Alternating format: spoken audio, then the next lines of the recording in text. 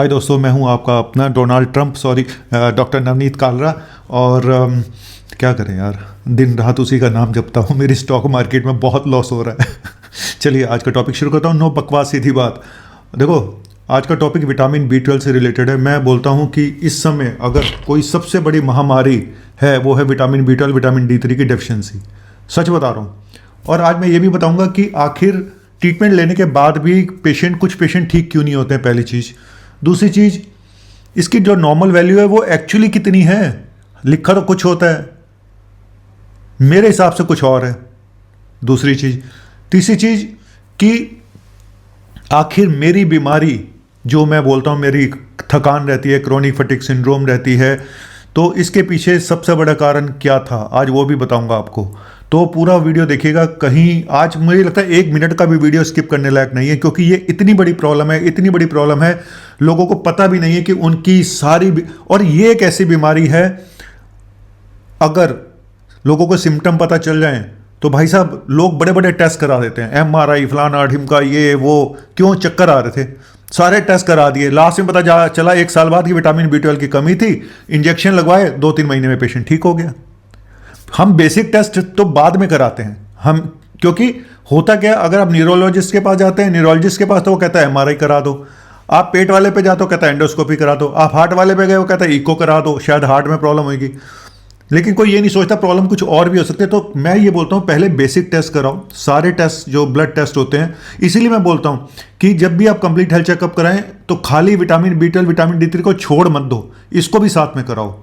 आप लोग कंजूसी कर लेते हो कि वो 1200 का हो रहा था, ये 1500 का था, ये 1600 का था। 300-400 रुपये के लिए कंजूसी मत करो, बहुत महंगी पड़ेगी। मेरी तो किस्मत खराब थी, क्योंकि मैं अपनी जो कहानी बताऊंगा ना, तब आपको समझ में आएगा मेरी किस्मत कितनी खराब है। मैं नहीं चाहता आप लोगों की किस्मत उतनी खराब हो जो मैं अपने एक्सपीरियंस से, मैं चाहता हूं कि जो मेरे साथ हुआ वो किसी के साथ ना हो। ठीक है?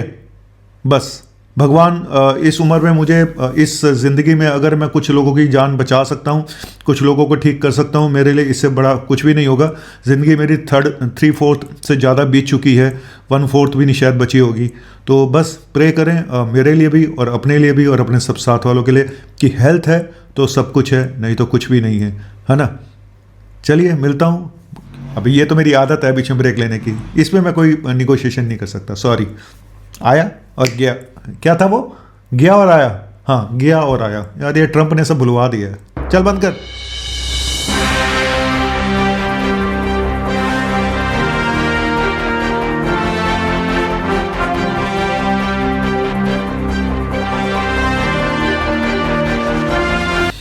देखो, आज मैं पहले शुरू करूंगा कुछ ऐसे सिम्टम जो शायद आपने कभी ज़िंदगी में सोचे भी नहीं होंगे कि ये B12 की कमी से हो सकते हैं।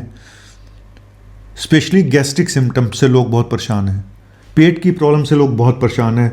चाहे उनको भूख नहीं लगती है, वॉमिटिंग का मन करता है, एपेटाइट कम हो गई है, कभी ब्लॉटिंग हो जाती है, कभी डायरिया हो जाता है ना, कभी उनका वजन कम हो रहा है, डाइजेशन हमेशा पुअर रहता है।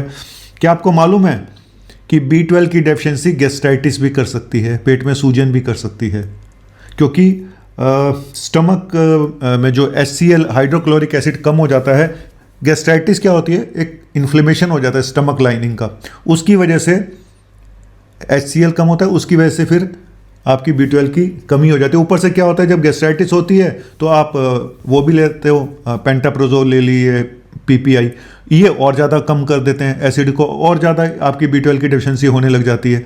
तो कुल मिला के B12 पेट की प्रॉब्लम भी कर सकता है। ये मैंने बताना जरूरी था, क्योंकि आज तक मैंने किसी वीडियो में ये बात नहीं बताई है। तो इस बात को नोट कर लो। पहली चीज़, पूरे वर्ल्ड में करीब 15% लोगों को B12 की डेफिशिएंसी होगी। मुझे लगता है उससे भी ज़्यादा होगी। ये एपिडेमिक चल रहा है इस समय। अब मैं ये बात करूँगा कि चलो मैं पहले ये बता दूँ कि जनरली B12 के सिम्टम्स क्या होते हैं। देखो, कई लोगों में सिर्फ B12 कम आ जाता है ब्लड में, सिम्टम कोई भी नहीं होते, उनको कोई प्रॉब्लम नहीं होती। ये तो बहुत अच्छी बात है। ये स्टेज 1 है जहाँ पे B12 कम आ रहा है लेकिन कोई डेफिशिएंसी नहीं है। फिर सेलुलर डिप्लेशन होता है, फिर एनीमिया होता है, लास्ट में जाके स्टेज 4 में जाके सिम्टम आते हैं। और मेन सिम्टम क्या होते हैं? फिजिकल, साइकोलॉजिकल, न्यूरोलॉजिकल, और बाकी मैंने पेट वाले जो बताए वो अलग, है ना। तो फिजिकल सिम्टम क्या होते हैं? हर समय आपको थकान बनी रहती है, आपकी एनर्जी ख़त्म हो चुकी है, आपसे चलते हैं तो आपको चक्कर आने लग जाते हैं, वीकनेस इतनी है, हर जगह आपको मतलब कि थकान थकान थकान, बस एनर्जी ख़त्म। ये फिजिकल सिम्टम होते हैं। और हाथ पैरों में आपके टिंगलिंग नमनेस हो रही है, झंझनाहट हो रही है ना, तो ये भी एक सिम्टम है। इसके अलावा लोगों को विज़न में प्रॉब्लम आती है, हाँ, देखने में प्रॉब्लम आनी शुरू हो जाती है। मेमोरी, न्यूरोलॉजिकल सिम्टम होते हैं, मेमोरी बहुत पुअर हो जाती है, आप कहीं कंसंट्रेट नहीं कर पा रहे हो। उसके अलावा आपको डिप्रेशन हो सकता है, एंग्जाइटी हो सकती है, इरिटेबिलिटी हो सकती है, डेलूजन हो सकते हैं, होलुसिनेशंस हो सकते हैं, मेमोरी लॉस हो सकता है, क्या नहीं हो सकता। लेकिन मेरा आज का टॉपिक कुछ और ही है। मेरा टॉपिक था कि हमने टैबलेट भी ले ली, हमने इंजेक्शन भी लेके देख लिए, फिर भी हमारे सिम्टम ठीक क्यों नहीं हो रहे हैं? क्यों नहीं हो रहे सिम्टम ठीक? देखो, ये सब इस बात पे डिपेंड करता है, और ये भी बताऊंगा सीवियर साइड इफेक्ट क्या होते हैं, जो परमानेंट डैमेज क्या हो सकता है, ये भी बताऊंगा। देखो, ये सब डिपेंड करता है, पहली चीज सिम्टम कितने दिन में ठीक होंगे या नहीं होंगे। ये सब डिपेंड करता है कि आपकी B12 कितने लंबे समय से लो थी, ड्यूरेशन। दूसरा, कितनी सीवियर डेफिशिएंसी है, ठीक है। तीसरा, क्या कोई परमानेंट डैमेज तो नहीं हो गया है, इतने लंबे समय तक आपकी विटामिन B12 की कमी रही कि उसने आपको परमानेंट आपकी नर्व डैमेज कर दी, तो फिर कैसे ठीक होएंगी? पार्शियल रिकवरी हो जाती है, कई बार पूरी रिकवरी नहीं हो पाती। तो ये एक हीलिंग क्राइसिस भी होती है। जब आप इंजेक्शन या टैबलेट देते हैं किसी को, तो थोड़े टाइम के लिए सिम्टम और ख़राब हो जाते हैं, और ज़्यादा बढ़ जाते हैं, क्योंकि बॉडी अपने आप को रिपेयर करने शुरू कर देती है। तो ये एक, इसको वो मत लें कि मेरा ख़राब हो गया, थोड़े टाइम के बाद वो ठीक हो जाएंगे।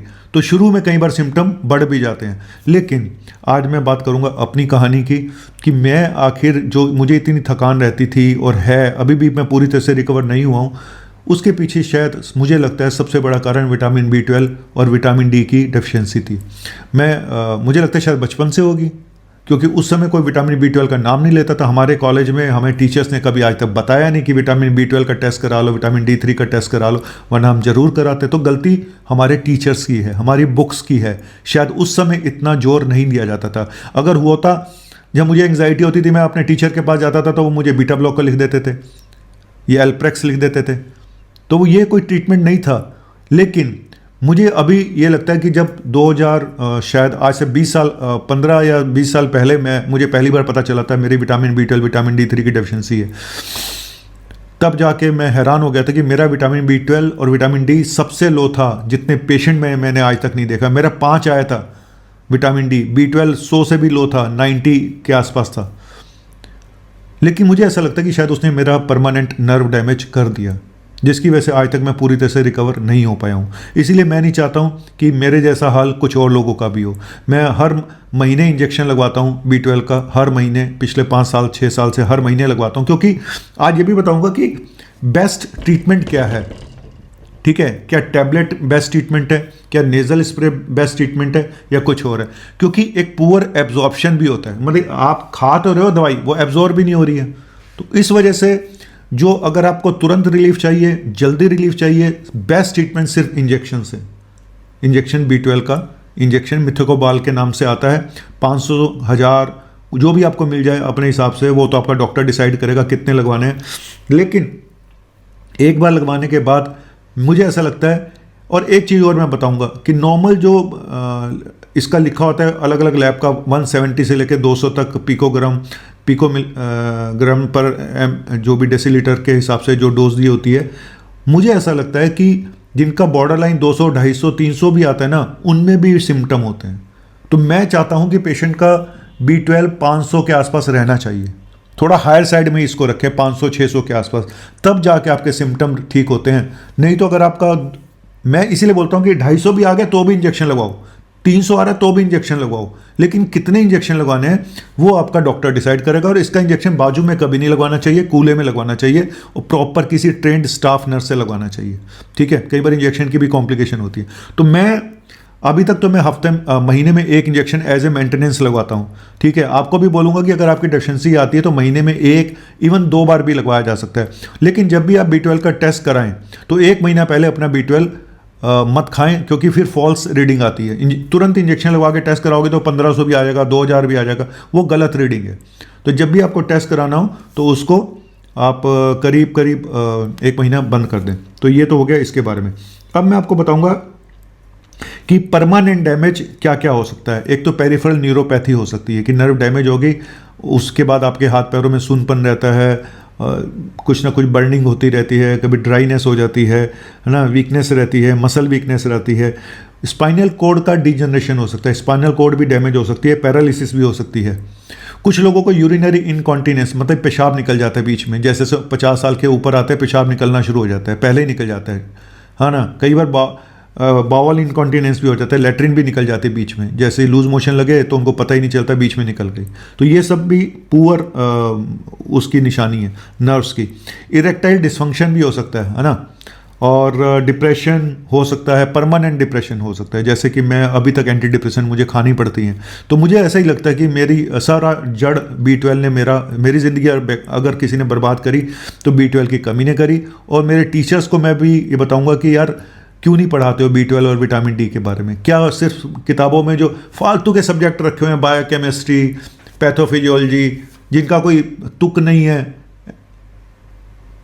क्लिनिकल चीज़ें आप पढ़ाओगे नहीं, और बस मेडिकल कॉलेज बनाए जा रहे हैं, ना टीचर्स हैं ना कुछ है, बस हमने डॉक्टर बनाने हैं। अब इतने डॉक्टर बन जाएंगे भाई साहब, भूखे मरेंगे, फिर करप्शन और फैलेगा। बहुत गलत हो रहा है जो इतने मेडिकल कॉलेज खोले जा रहे हैं, वहाँ पर ना टीचर्स हैं ना स्टाफ है। कभी जाके देखा, पेशेंट भी नकली बना के लाते हैं वहाँ पे। और प्राइवेट मेडिकल कॉलेज, इनका तो भगवान ही मालिक है। तो ये एक छोटा सा टॉपिक था कि मेरा ये कि टाइम रहते आप टेस्ट करा लें तो बेटर है, टाइम रहते इंजेक्शन लगवा लें या टैबलेट जो भी आपको खानी है तो बेटर है। नहीं तो फिर वो गाना है, देर ना हो जाए कहीं देर ना हो जाए, देर ना हो जाए कहीं देर ना हो जाए। फिर देर हो जाती है यार, जैसे मेरे साथ हुआ।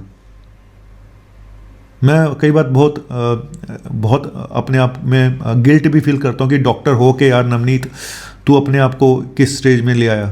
लेकिन मैं क्या करूँ यार, मैं बहुत यंग था उस समय, मैं डॉक्टर बना भी नहीं था जब से मुझे डेफिशिएंसी हुई पड़ी थी। कितने लोगों को ये होता होगा। अब तो हम इतना फ्रीक्वेंट टेस्ट कराने लग गए हैं, भले ही कुछ डॉक्टर लालच में कराते हो कि हमें पैसा मिलेगा, ये है वो है, लेकिन मुझे लगता है कि एक पेशेंट को अगर आप ठीक कर रहे हैं, उसकी हेल्थ को ठीक कर रहे हैं, तो भाई सब माफ़ है, ख़त्म। तो मेरी ज़िंदगी के पीछे एक गुरु का हाथ तो पहले ही मैं बता चुका हूँ, जिसने मेरी ज़िंदगी बर्बाद करी। बाकी मैं टीचर से बोलूँगा कि भाई अब तो खैर सब पढ़ा रहे हैं और सबको पता है, लेकिन शायद चलिए एनीवेज, ज़िंदगी ख़त्म तो हो नहीं जाती, ज़िंदगी तो चलती रहेगी जितनी भी लिखी है। तो यही बोलूँगा मैं, ज़िंदगी प्यार का गीत है, हर दिल को गाना पड़ेगा। जिंदगी गम का सागर भी है, इसे हर हाल में गाना पड़ेगा, रोकेगा या हंसकेगा, है ना। B12 के इंजेक्शन लगा या टैबलेट खा, लगवाना तो पड़ेगा। तो मेरे हिसाब से B12 का इंजेक्शन बेस्ट है, और टैबलेट से उतना आराम नहीं आता और बहुत टाइम लगता है रिकवरी में। ठीक है, ऑलरेडी आप बहुत लेट मत हो जाना जैसे कि मैं हो गया। थैंक यू वेरी मच, शुक्रिया, बाय बाय।